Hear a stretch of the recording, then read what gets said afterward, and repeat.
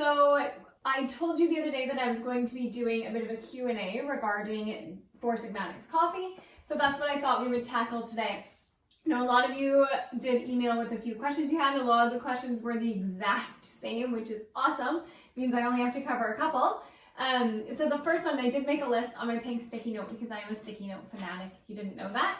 So the first one is actually just about taste, which I totally understand, and it kind of makes me laugh. So back long before I had even thought of adding chaga to my morning coffee, I was like, that's disgusting. Mushroom coffee sounds revolting, to be perfectly honest. But like anything, I tried it because it did have a lot of health benefits. And I firmly believe you can change your taste buds and what you like willingly, mentally. But so I tried it, didn't really make a difference, to be honest. And then I kind of got more into it. But I told my mom about it the other day, and her first instinct was to just wrinkle her nose, thinking that she doesn't like mushrooms to begin with. So thinking that it would taste like store-bought mushrooms basically ground up in your coffee. So taste, it tastes like normal coffee, depending on what flavor you get, which is like any other coffee brand that you would buy. I find that coffee is very bitter and medicinal mushrooms can be very bitter. So together they kind of cancel each other out and break down a little bit of that bitterness.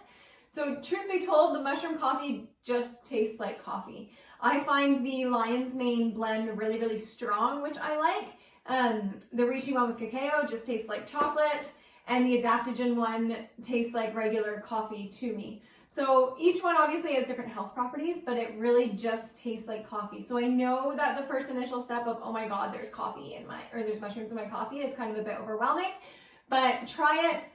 Do up your coffee the way you normally would with whatever milk or not milk you throw in there, and just give it a try and try to push the mental aspect aside. So if it helps, fun fact, I've actually been sneaking ground chaga mushrooms into my husband's coffee every single week for the last year, and he's had no clue. So I'm kind of hoping that he doesn't actually watch this all the way through. So try it. I don't think you're going to notice a difference, but depending on what flavor you get, that's how your coffee's going to taste.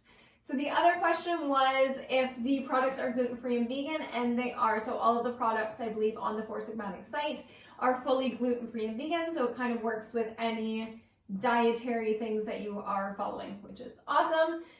The next one I actually had to write down. So the question was about elixirs versus coffee, and this was a question that I had initially too. I've tried all the coffees. I haven't actually tried the elixirs, but the elixirs are more potent. So that's the biggest difference.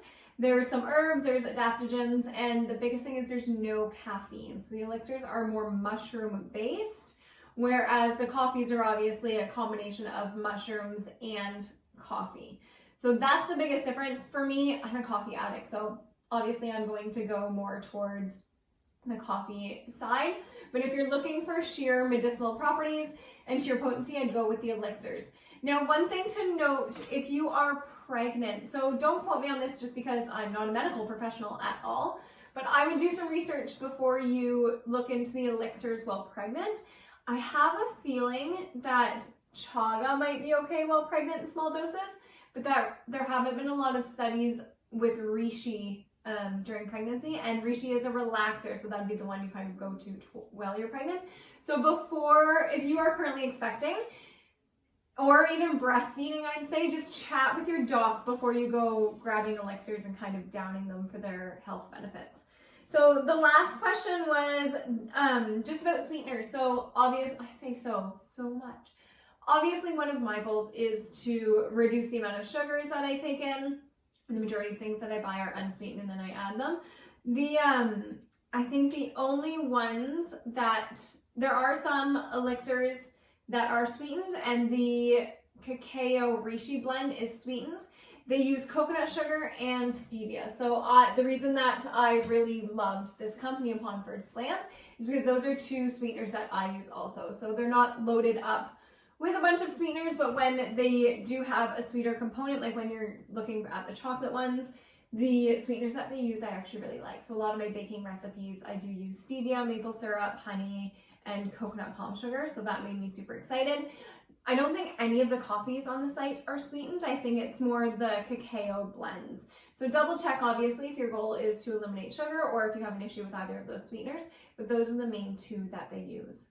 So I think that was just about it for all the questions I received. Like I said, there wasn't a lot, but they were all the same questions, and the majority of them were just how the mushroom coffee tastes.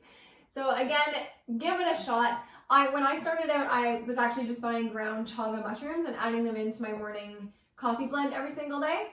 Now, obviously, I use them for different purposes, so that's shifted a little bit, which is why I ended up contacting Four Sigmatic.